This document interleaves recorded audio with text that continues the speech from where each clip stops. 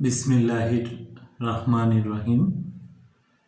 অসীম দয়ালু বিধাতার নামে শুরু করছি। আসসালামু আলাইকুম প্রিয় শিক্ষার্থীরা, আজকে আমি উচ্চ মাধ্যমিক বাংলা দ্বিতীয় পত্রের ব্যাকরণ অংশের প্রত্যয় নিয়ে আলোচনা করব। তবে এই ক্লাসটির তোমরা যারা এসএসসিতে পড়াশোনা করছো তাদের জন্য প্রযোজ্য, এবং আপনারা যারা বিভিন্ন প্রতিযোগিতামূলক পরীক্ষায় অংশগ্রহণ করবেন, বিশেষ করে বিসিএস বা কোনো চাকরির জন্য, তাদের জন্য প্রযোজ্য।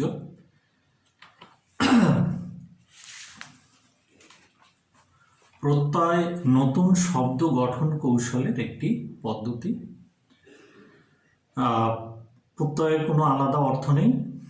প্রত্যয়ের মাধ্যমে একটি ভাষার নতুন নতুন শব্দ গঠন করা হয়। কোনো একটি ভাষা যখন তার ব্যবহারিকের দিক থেকে যখন কোনো মৌলিক শব্দ প্রতিষ্ঠিত হলো, তারপর সেই মৌলিক শব্দ থেকে আরো নতুন নতুন শব্দ গঠন করে সেই ভাষাকে সমৃদ্ধশালী করার জন্য প্রত্যয় একটি পদ্ধতি। সুতরাং আমরা বলতে পারি যে প্রত্যয় হচ্ছে নতুন শব্দ গঠনের পদ্ধতি, সাধিত শব্দ গঠনের পদ্ধতি। যেমন আমি যদি বলি হাত একটি শব্দ, তো সেই হাতের সাথে আমি যদি ল যুক্ত করি, তাহলে নতুন একটি শব্দ তৈরি হয়ে গেল। অর্থাৎ মৌলিক শব্দ থেকে আবার ওই ভাষাকে সমৃদ্ধশালী করার জন্য নতুন নতুন শব্দ গঠন করা, যেটাকে সাধিত শব্দ বলা হয়, সেটা হচ্ছে প্রত্যয়। সুতরাং ভাষার ক্ষেত্রে প্রত্যয়ের একটি বিশেষ গুরুত্বপূর্ণ ভূমিকা রয়েছে। প্রত্যয় আলোচনার জন্য এবং প্রত্যয়কে ভালোভাবে বোঝার জন্য এবং আত্মস্থ করার জন্য আমাদের কতগুলো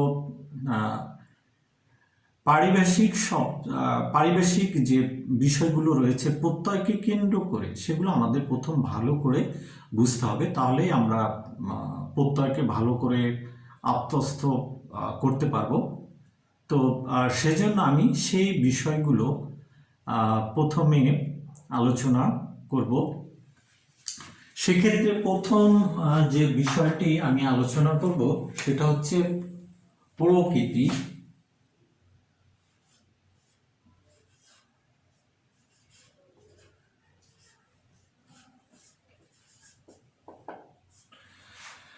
প্রকৃতি বলতে আমরা কি বুঝি? কোনো শব্দের মূল যে অংশ, মৌলিক যে অংশ, সেটাকেই বলা হয় প্রকৃতি। যেমন আমি যদি একটি শব্দ নিই,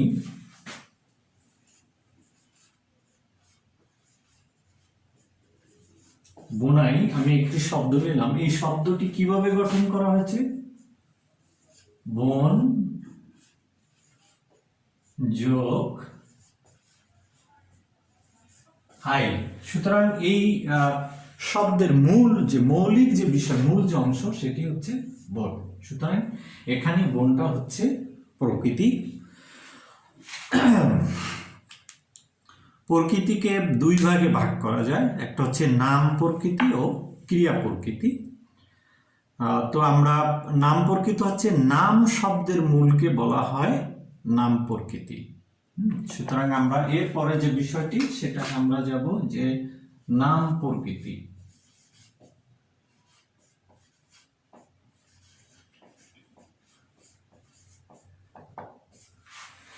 নাম প্রকৃতিকে আমরা শব্দ প্রকৃতিও বলতে পারি। নাম শব্দের যে মূল, সেটাই হচ্ছে নাম প্রকৃতি। যেমন আমি যদি একটি, এখানে যেটা বললাম সেটাও বলা যায় যে, যেমন এটা এখানে যে বোনাই, এখানে বোনটাই হচ্ছে নাম প্রকৃতি। বা আমরা অন্য আরেকটি শব্দর মাধ্যমে দেখতে পারি, সেটা হচ্ছে যদি আমরা বলি বাদলা, তো সেক্ষেত্রে হচ্ছে কি যে বাদল যোগ আ,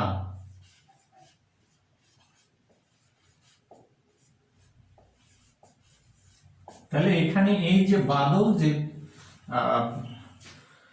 শব্দটি রয়েছে এটাই হচ্ছে নাম প্রকৃতি। এরপরে আমরা আলোচনা করব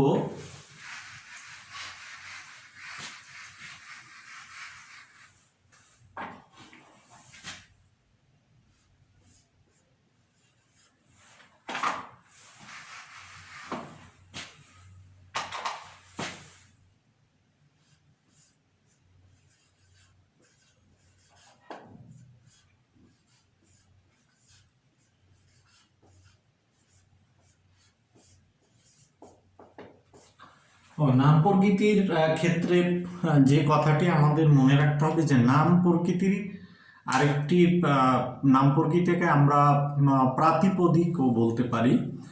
আর প্রাতিপদিকের যে সংজ্ঞা সেটা হচ্ছে যে বিভক্তহীন নাম শব্দকে। সুতরাং নাম প্রকৃতি প্রাতিপদিক, নাম প্রতীকের প্রকৃতির সাথে যখন প্রত্যয় যুক্ত করা হয় তখন নতুন শব্দ গঠন করা হয়, এবং নাম প্রকৃতির সাথে যখন বিভক্তি যুক্ত করা হয় সেটা শব্দের একটি বাক্যের ব্যবহারের উপযোগী করে তৈরি করা হয়। অর্থাৎ আমরা বলতে পারি যে শব্দ থেকে পদ তৈরিতে হচ্ছে বিভক্তি, এবং শব্দ থেকে যদি আরেকটি নতুন শব্দ তৈরি করি সেক্ষেত্রে আমাদের প্রত্যয়ের বিষয়টি আসে।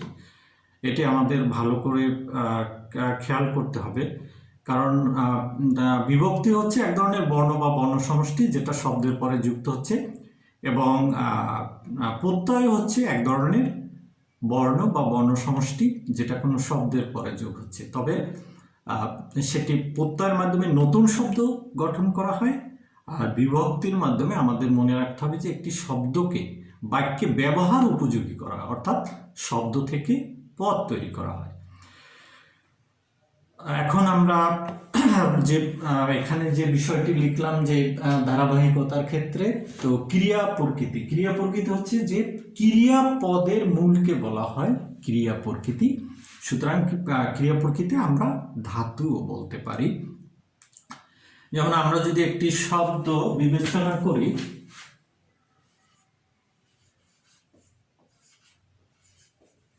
যেমন চলন্ত, যদি আমি একটি শব্দ নেই,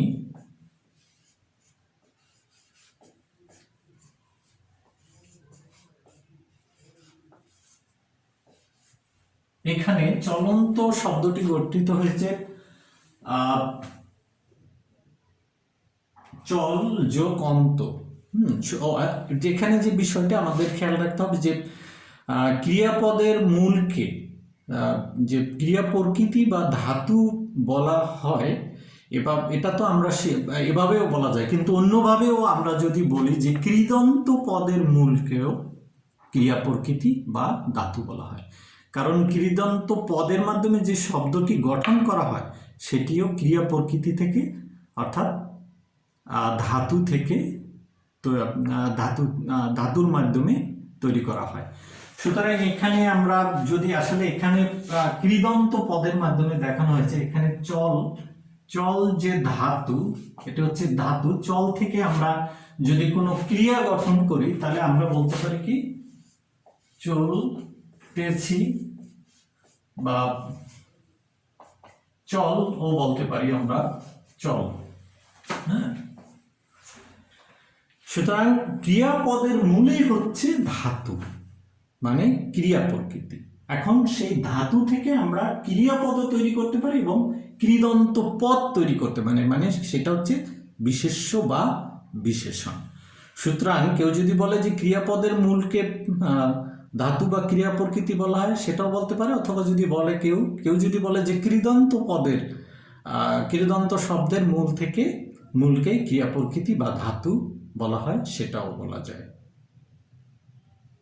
সেটা আমরা বলতে পারি। আর এখানে এই যে ধাতুর যে চিহ্ন, সেই চিহ্নটা হচ্ছে এখানে ব্যাকরণের যে চিহ্নটা হচ্ছে, এটা আমরা অঙ্কের ক্ষেত্রে যে আমরা রুট ওভার, মানে আহ, আহ, বর্গমূলের যে চিহ্নটা অঙ্কের ক্ষেত্রে, সেটা আমাদের এই ব্যাকরণের ক্ষেত্রে এটা হচ্ছে ধাতুর চিহ্ন।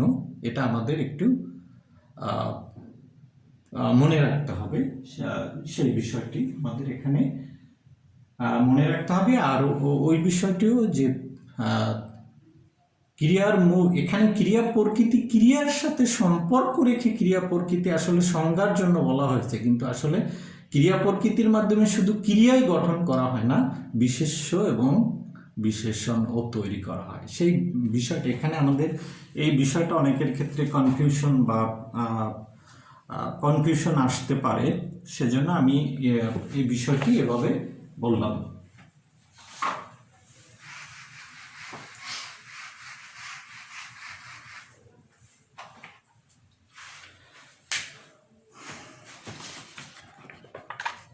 এরপরে আমরা যে বিষয়টি, সেটা আমরা তাহলে সেই প্রত্যয়,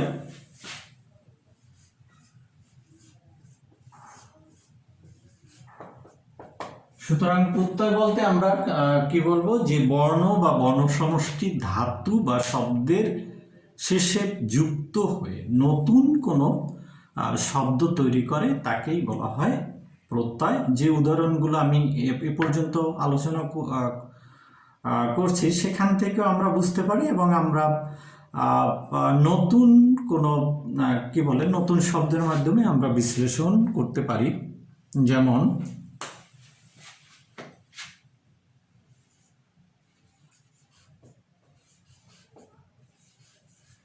আমি যদি খেলনা এই শব্দটি নেই, এই শব্দটি কিভাবে গঠিত হলো?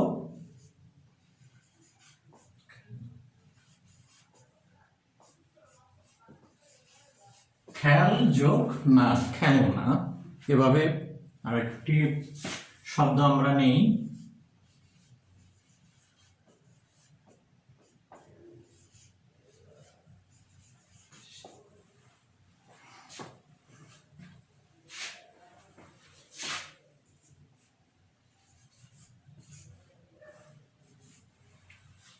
তো এখানে যে খেলনা শব্দটি কিভাবে গঠিত হলো? খেল যোগ না, দেশি, দেশ যোগ ই।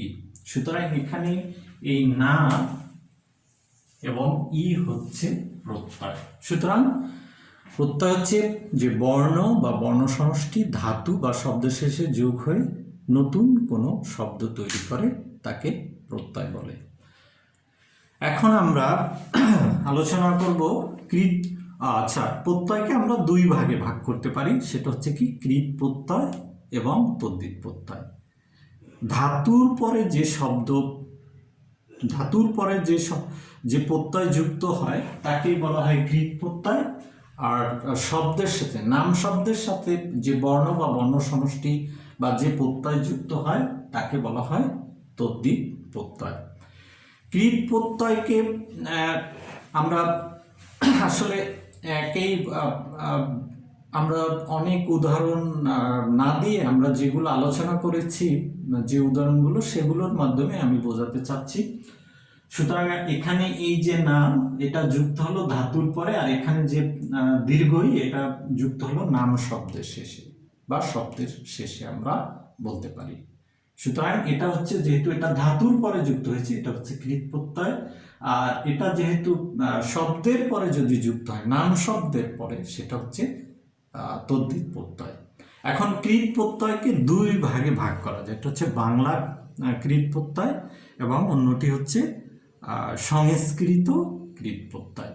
আর তদ্ধিত যে প্রত্যয়, যেটা আমরা এখানে যে দেশি, যে এখানে যে দীর্ঘই, তদ্ধিত প্রত্যয়কে আমরা তিন ভাগে ভাগ করতে পারি।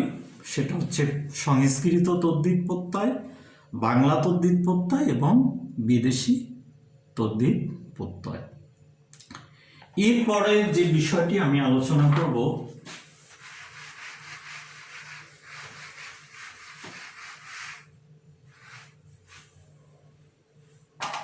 অবশ্য সে, আচ্ছা, আমরা এরপরে যে বিষয়টি আলোচনা করব সেটি হচ্ছে স্বরগত পরিবর্তন।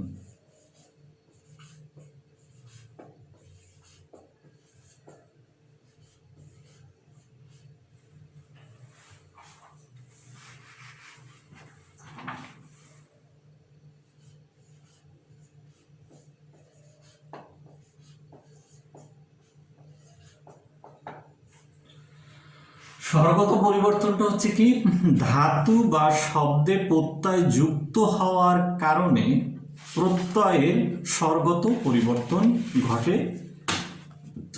এ ধরনের পরিবর্তনকে গুণ বৃদ্ধি ও সম্প্রসারণ বলে, আর এগুলোকে একত্রে অপসৃতি বলা হয়। এবং এই স্বরগত পরিবর্তনকে তিনটি ভাগে ভাগ করা যায়, একটা হচ্ছে গুণ, বৃদ্ধি এবং সম্প্রসারণ। তো প্রথম যে বিষয়টি আসে সেটি হচ্ছে গুণ।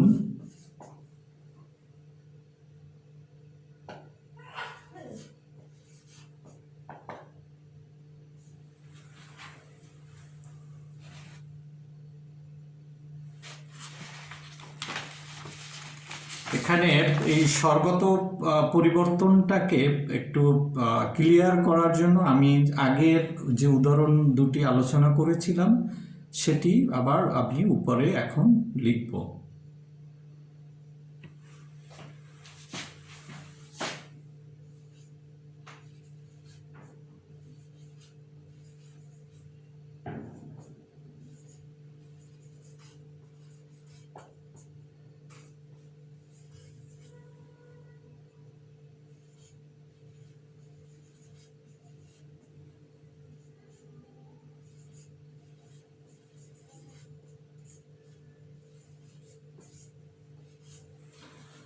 তো গুণের ক্ষেত্রে যে বিষয়টি সেটি হচ্ছে কি,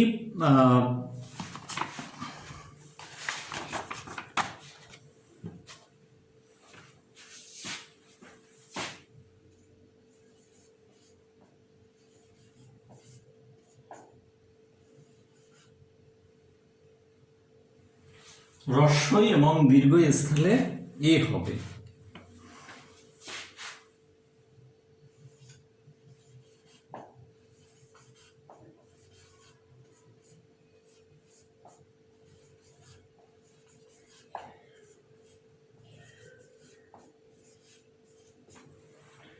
এখন প্রত্যয়ের পুরো বিষয়টি বোঝার জন্য আমরা এখানে যে বিষয়টি একটু খেয়াল করব সেটা হচ্ছে যে প্রত্যয় যখন আমরা যুক্ত করি সেটা কিভাবে কাজ করে। যেমন আমি এখানে যে খেলনা শব্দটি লিখলাম সমান সমান হচ্ছে খেল যোগ না, তারপরে দেশি, দেশ যোগ ই, অনেকটা সন্ধির মতো। হ্যাঁ, যখন আমরা এই শব্দের পরে যে প্রত্যয়টা যুক্ত করব সেখানে এখানে যেমন খেল যে ধাতুর পরে যুক্ত করলাম, এখানে অ এবং যে এখানে না, নাটা সরাসরি এখানে যুক্ত হয়ে গেল।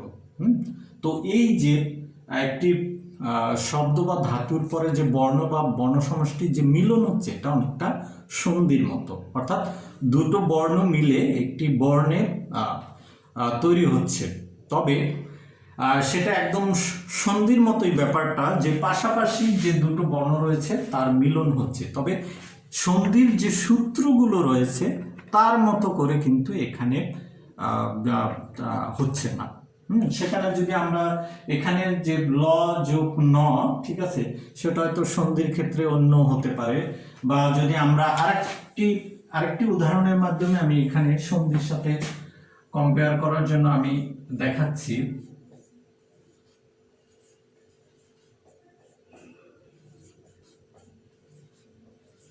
অন্ত যোগ ইম, অন্তিম। এখানে অন্ত যোগ ই, বাট অ যোগ ই মিলে এখানে ইয়েই রয়ে গেছে, অন্ত যোগ ইম অন্তিম। কিন্তু যদি এটা সন্ধির ক্ষেত্রে যদি হতো অ যোগ ই সমান সমান হয়ে যেত এ। যেমন শুভ যোগ ইচ্ছা, অ, শুভ যোগ ইচ্ছা শুভেচ্ছা, বাট এখানে অ এবং ই মিলে অ যোগ ই মিলে ই হলো। তো আসলে বিষয়টা সন্ধির মতোই, দুটি বর্ণ মিলে হচ্ছে, কিন্তু সন্ধির সূত্রের সাথে এটা কখনো মিলে কখনো মিলে না, সেই বিষয়টি আমাদের এখানে খেয়াল রাখতে হবে। আর এখানে স্বরগত পরিবর্তনের ক্ষেত্রে যে বিষয়টা সেটা হচ্ছে যে এই যে উপরের যে প্রত্যয়ের যে বিষয়টি আমরা দেখলাম, যে শব্দ গঠনের যে বিষয়টি, সেখানে কিন্তু এখানে এই যে বিষয়টা যে খেল যোগ না, এখানে পাশাপাশি যে ধ্বনি বা বর্ণ রয়েছে তার পরিবর্তন হচ্ছে, কিন্তু আদ্য স্বরের যে বিষয়টা রয়েছে যেমন ক্ষয়কার বা যে আগের যে স্বরটা সেটার কিন্তু পরিবর্তন হচ্ছে না, কিন্তু সেটাও পরিবর্তন হয়। সেটার যদি পরিবর্তন হয় সেটাকেই বলা হয় স্বরগত পরিবর্তন, এবং সেটাকে 3 ভাগে ভাগ করা যায়: গুণ, বৃদ্ধি এবং সম্প্রসারণ। তো গুণের ক্ষেত্রে রস্বই এবং দীর্ঘই সমান সমান হয়ে যাচ্ছে এ। রস্বই এবং দীর্ঘই যদি থাকে সেখানে যদি গুণ হয় তাহলে হয়ে যাচ্ছে এ। যেমন আমরা লেখক শব্দটি যদি আমরা বিশ্লেষণ করি তো আমরা দেখতে পাবো লেখক হচ্ছে লিখ যোগ অক। তো এখন এটার মতো করে, উপরের মতো করে এটা স্বাভাবিকভাবে হওয়া উচিত ছিল লিখক। লিখক অর্থাৎ আদ্য স্বরটার উপরের সাথে যদি আমরা তুলনা করি তাহলে আদ্য স্বরের বা এখানে উপদা বলে, ঠিক আছে, সে বিষয়টি আমি এরপরে সেই পারিবেশিক বিষয়টিও আলোচনা করব। তো যাই হোক, এখানে আদ্য স্বরের কোনো পরিবর্তন হচ্ছে না। এখানে আদ্য স্বর পরিবর্তন হচ্ছে না, কিন্তু গুণের ক্ষেত্রে সেখানে কিন্তু এই আদ্য স্বরের পরিবর্তন হচ্ছে। যেমন লিখ যোগ অক হয়ে যাচ্ছে লিখক, না হয়ে যাচ্ছে লেখক। সুতরাং এই রস্বইকারটা একারে পরিণত হচ্ছে। এই রস্ব এবং দীর্ঘই যদি একারে পরিণত হয় সেটাকেই বলা হয় গুণ। এখন আমরা তার পরের যে বিষয়টি সেটি আলোচনা করি।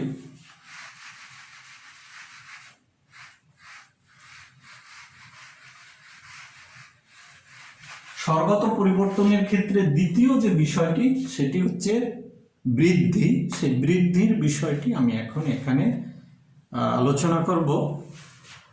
আচ্ছা, এখানে গুণের অন্যান্য যে বিষয়গুলো রয়েছে সেগুলো আমরা আলোচনা করি। যেমন দ্বিতীয় যে বিষয়টি রয়েছে সেটি হচ্ছে হ্রস্ব উ এবং দীর্ঘ যদি থাকে তাহলে সেটা মিলে হচ্ছে ও। যেমন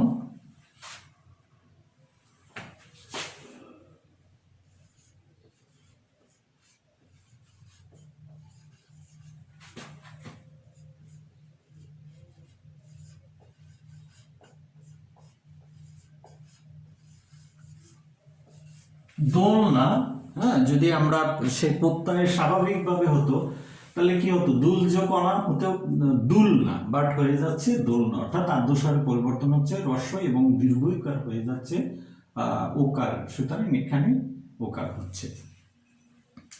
এবং রি যদি থাকে, রি সেটা হয়ে যায় অর, রি হয়ে যাচ্ছে অর হয়। যেমন আমরা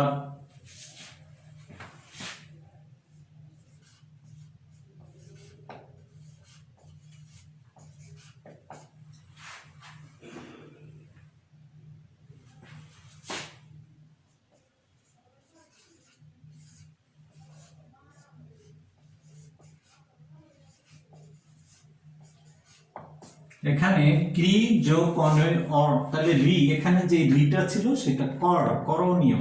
ক্রি যোগ অনীয় হচ্ছে করণীয়। এই বিষয়টা আমাদের এখানে খেয়াল রাখতে হবে। তো গুণের ক্ষেত্রে এই 3টি বিষয় এখানে রয়েছে। আরেকটি বিষয় যেটা আমি একটু মনে করছিলাম সেটা হচ্ছে যে এই যে বিষয়গুলো গুণ, বৃদ্ধি বা স্বরগত পরিবর্তনের যে বিষয়গুলো, যে ধাতু বা নাম শব্দের আদ্য স্বরের বা উপধা পরিবর্তনের যে বিষয়গুলো, এগুলো আমাদের যে শুধু সংস্কৃত প্রত্যয়ের ক্ষেত্রেই ঘটে থাকে সেই বিষয়টি আমাদের একটু খেয়াল রাখতে হবে। বাংলা যে প্রত্যয় রয়েছে, খাঁটি বাংলা যে প্রত্যয় রয়েছে সেখানে, বা যে বিদেশি যে প্রত্যয় রয়েছে সেখানে এই বিষয়গুলো আসে না।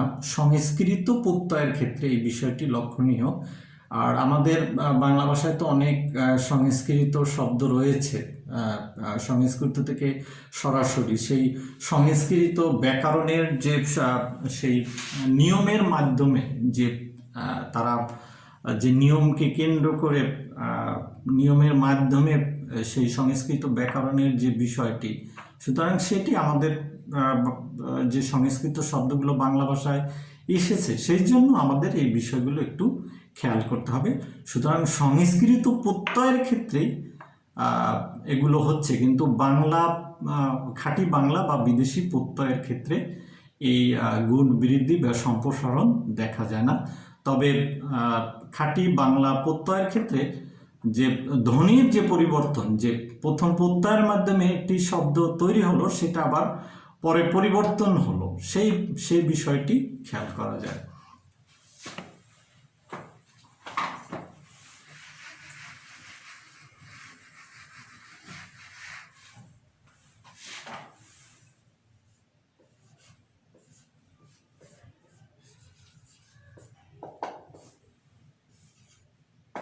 এখন আমরা দেখব বৃদ্ধি। বৃদ্ধিতে কি হয়, অ স্থলে প্রথমত অ যদি থাকে সেটা হয়ে যায় আ। যেমন আমরা পাঠক যে শব্দটি, সেটি কিভাবে তৈরি হলো, পট যোগ অক। সুতরাং এখানে যে বাদ্যস্বর, যে এখানে যে অ ছিল সেটা আ হয়ে গেছে। সেই স্বাভাবিকভাবে যদি হতো তাহলে হওয়া উচিত ছিল পঠক, কিন্তু হয়ে যাচ্ছে পাঠক। তার মানে এখানে শুধু সন্ধির মতো এখানে দুটো ধ্বনি বা বর্ণই মিলিত হচ্ছে না, অনেক ক্ষেত্রে এটা তো মিলিত হচ্ছে, সাথে সাথে কোনো কোনো ক্ষেত্রে আদ্য স্বরেরও পরিবর্তন হচ্ছে। এটাই হচ্ছে ধ্বনিগত পরিবর্তনের মূল বিষয়, যেটাকে অপশ্রুতি বলা হয়। আমি অলরেডি উল্লেখ করলাম।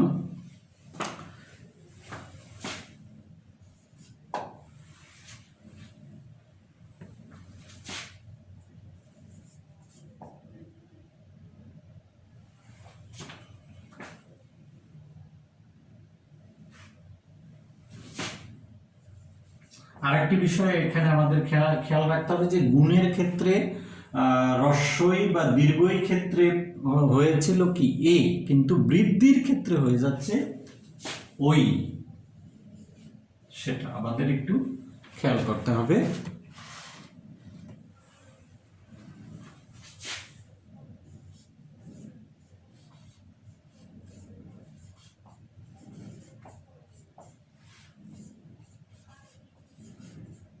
দিন যোগ ইক, স্বাভাবিকভাবে হওয়া ছিল দিনিক, বা কিন্তু হয়ে যাচ্ছে দৈনিক।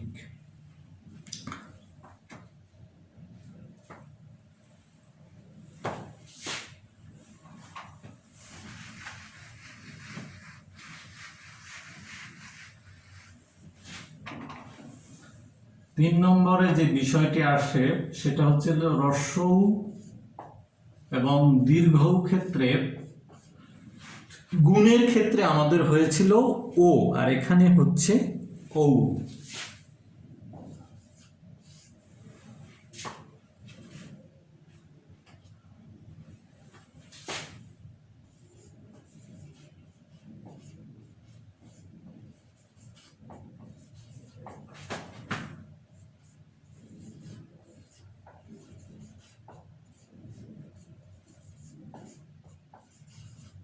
যেমন মুখ যোগ ইক হয়ে যাচ্ছে মৌখিক।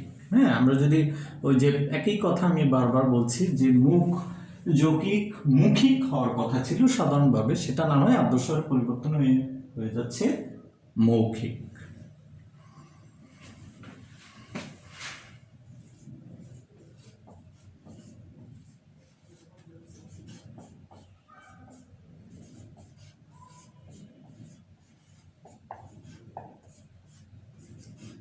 আবার সৌন্দর্যের ক্ষেত্রে সুন্দর যোগ জ হয়ে যাচ্ছে সৌন্দর্য। এখানে তাহলে এখানে যে রস্যু সেটা ঔ এ পরিণত হচ্ছে, স্বরে ঔ। আর স্বরে ঔটা তো আমরা জানি, এটা আমি একটু আলোচনা করি। এটা তো একটি যৌগিক বর্ণ, ও যোগ ই।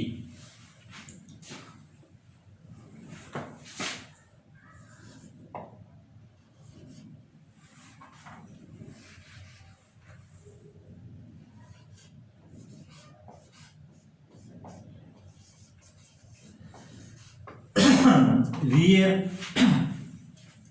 রি গুণের ক্ষেত্রে হয়েছিল অর, আর এখানে রিটা বৃদ্ধির ক্ষেত্রে হয়ে যাচ্ছে আর, রি ইকুয়াল টু আর। যেমন কার্য শব্দের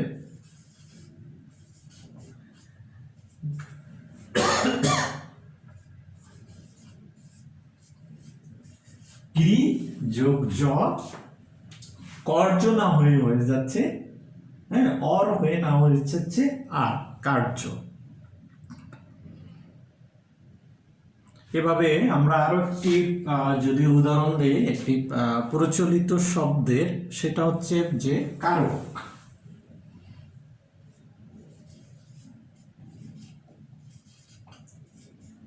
ক্রি যোগ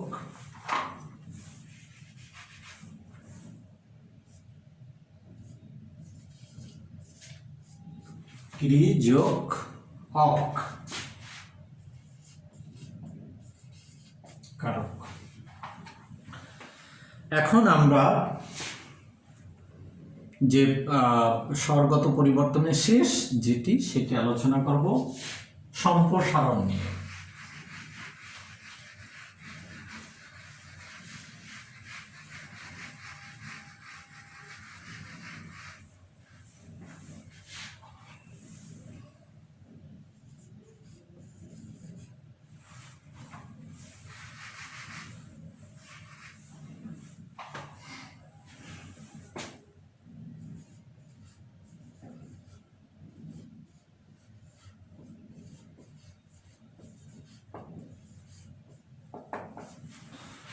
সম্প্রসারণ প্রথম যে নিয়ম, সেটা হচ্ছে ব স্থলে হয়ে যাচ্ছে উ। তো বিষয়টা সেই সন্ধির সাথে আমরা তুলনা করতে পারি যে এতক্ষণ তো আমরা দেখলাম যে স্বর ধ্বনিগুলোই কিন্তু আসলে পরিবর্তন হচ্ছে, কিন্তু এখানে ব্যঞ্জন ধ্বনিগুলো পরিবর্তন হচ্ছে, অর্থাৎ ব্যঞ্জন ধ্বনিগুলো এখানে স্বর ধ্বনিতে পরিণত হচ্ছে। যেমন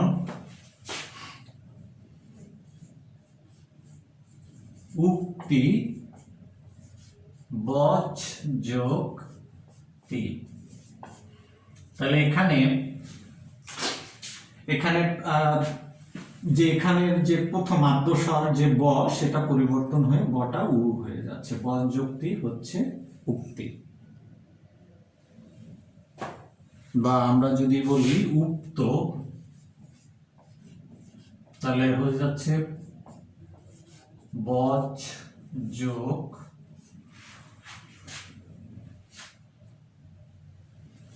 ত। এটাই হচ্ছে সম্প্রসারণ। এবং 2 নম্বরে যেটি রয়েছে সেটি হচ্ছে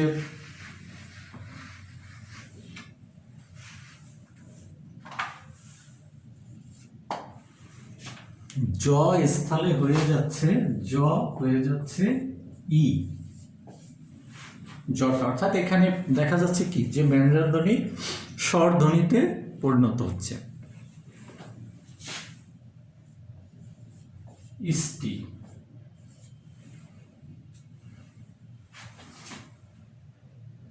এখানে স এর ব্যাপারটা ইষ্টি মূর্ধন্য স দিয়েই হবে।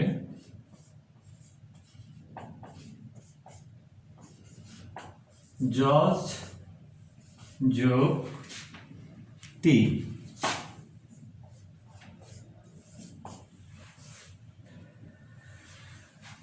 একদম শেষেরটি হচ্ছে র হয়ে যাচ্ছে রি।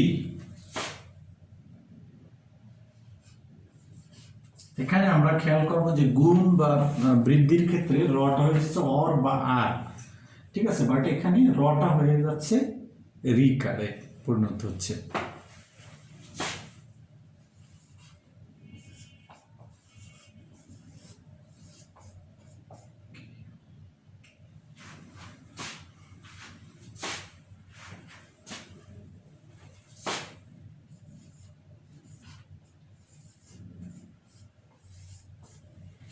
তাহলে গৃহীত হচ্ছে গ্রহ যোগ ত। ঠিক আছে, তাহলে আমাদের এখানে রটা, এই যে র ছিল সেটা এখানকার যে রফলা মানেই হচ্ছে রটা সেটা রিতে পরিণত হচ্ছে। হ্যাঁ, র এখানে ফলা হিসেবে আছে। আর ফলা মানেই তো ব্যঞ্জন বর্ণ, কারণ ব্যঞ্জন বর্ণের সংক্ষিপ্ত রূপকেই কি বলা, যে ফলা বলা হয়।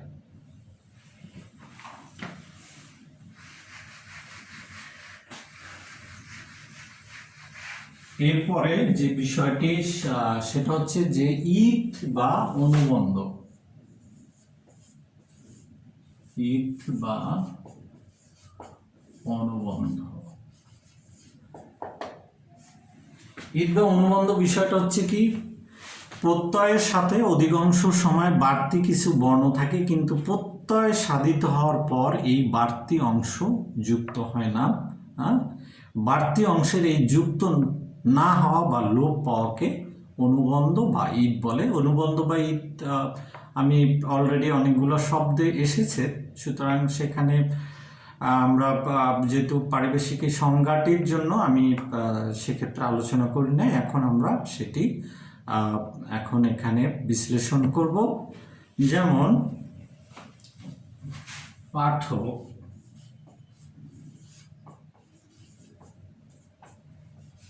পট যোগ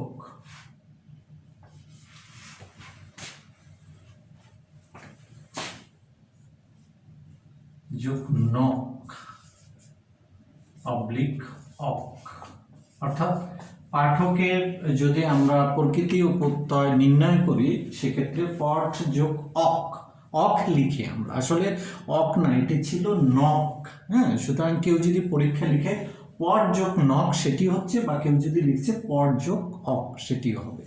এখন বর্তমানে আমরা আমাদের ব্যাকরণের ক্ষেত্রে এই যে প্রত্যয়ের সাথে যে বাড়তি বর্ণটা, এটা কিন্তু আমরা লিখছি না, তাতে হচ্ছে, কিন্তু সংস্কৃত ব্যাকরণ অনুসারে সেই এখানে যে যে যে যুক্ত করা হয়েছিল সেটার কিন্তু একটি বিশেষ নিয়মকে বোঝানোর জন্যই কিন্তু তারা সেই বা সেই অনুবন্ধ বা যে ঈদকে প্রত্যয়ের সাথে বাড়তি বর্ণ হিসাবে যোগ করে দিয়েছিল।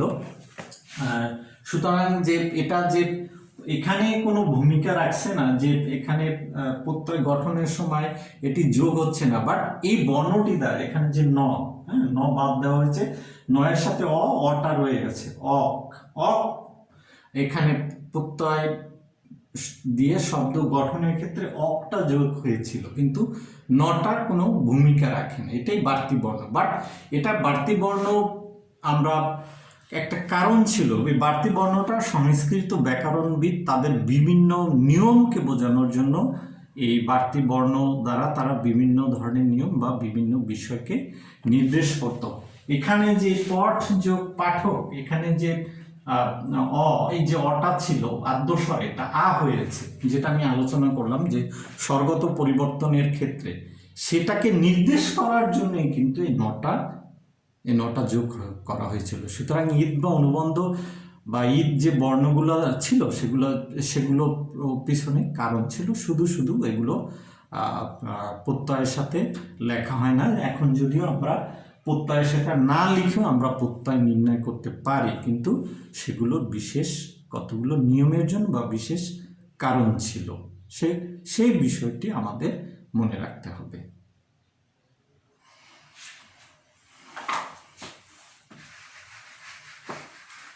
আরেকটি বিষয় যেটি যে এই বিষয়গুলো, এই যে ঈদের ব্যাপার বা যে সেই যে স্বরগত পরিবর্তনের ব্যাপার, এগুলো সংস্কৃত শব্দের ক্ষেত্রে, সংস্কৃত প্রত্যয়ের ক্ষেত্রে, খাঁটি বাংলা প্রত্যয়ের ক্ষেত্রে বা বিদেশি প্রত্যয়ের ক্ষেত্রে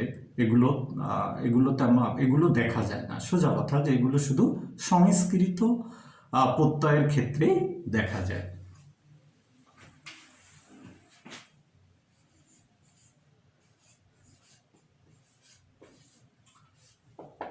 এখন যে বিষয়টি আমি আলোচনা করব সেটি হচ্ছে উপধা। ধাতু বা প্রকৃতির অন্তধ্বনির আগের ধ্বনিকে উপধা বলে। ধাতু বা প্রকৃতি, যেমন আমি যদি পট একটি ধাতু নিই, পট, তাহলে পটটাকে বিশ্লেষণ করলে প যোগ অ যোগ ঠ, তাহলে শেষ ধ্বনির আগের ধ্বনি এটাই, যে অ এটাই হচ্ছে উপদা। ওই যে আদ্যস্বরের যে বিষয়টা, সেটা সেখানেই কিন্তু যে বর্ণ যে স্বরটা থাকে সেটাই। সুতরাং স্বরগত পরিবর্তনের ক্ষেত্রে কেউ আদ্যস্বর না বলে যদি বলে উপদার পরিবর্তন হয়, সেই জিনিসটা আমাদের বুঝতে হবে। সেজন্য আমি এই সংজ্ঞাটি বা এখানে আলোচনা করলাম। এরপরে হচ্ছে টি, প্রকৃতি এবং প্রত্যয়কে ভালো করে যারা আত্মস্থ করতে চায় তাদের এই যে পারিবেশিক যে বিষয়গুলো যে আলোচনা করলাম, সে ভালো করে শেখার জন্য এগুলো দরকার, সেজন্যই আমি আলোচনা করলাম। আদ্য স্বরের পরবর্তী সমুদয় ধ্বনিকে টি বলে। সুতরাং আমরা যদি এখানে এই যে পট,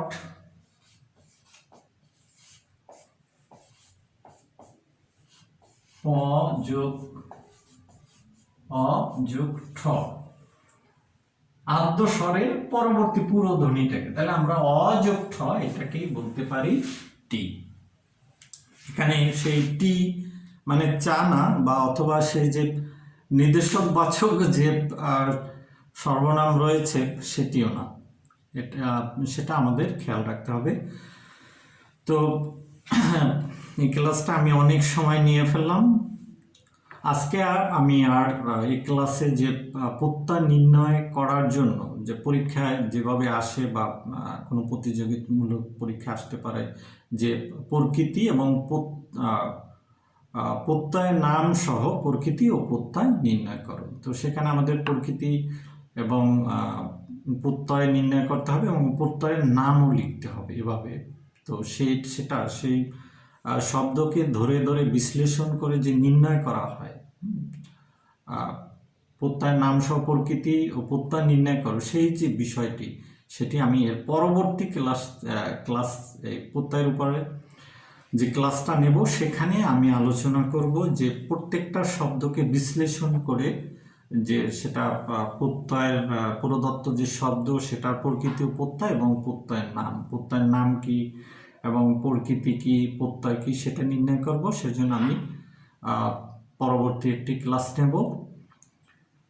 যেহেতু এই ক্লাসের জন্য অনেকটা সময় ব্যয় করলাম এবং সেখানে আমি প্রত্যেকটা বিষয়, যে স্বরগত পরিবর্তনের বিষয়, ধ্বনি পরিবর্তনের বিষয় রয়েছে প্রত্যয় গঠন করার ক্ষেত্রে, তারপরে কোনো কোনো শব্দের ক্ষেত্রে প্রত্যয় নির্ণয় করার জন্য উপসর্গেরও বিষয়টি আসে। কোনো শব্দ তৈরি করার জন্য সেটাও উপসর্গ এবং প্রত্যয়ের মাধ্যমে শব্দটি গঠন করা হয়। সুতরাং যদিও পরীক্ষায় থাকে যে প্রকৃতি ও প্রত্যয় নির্ণয় করার জন্য, কিন্তু সেখানে উপসর্গটাও দেখাতে হয়।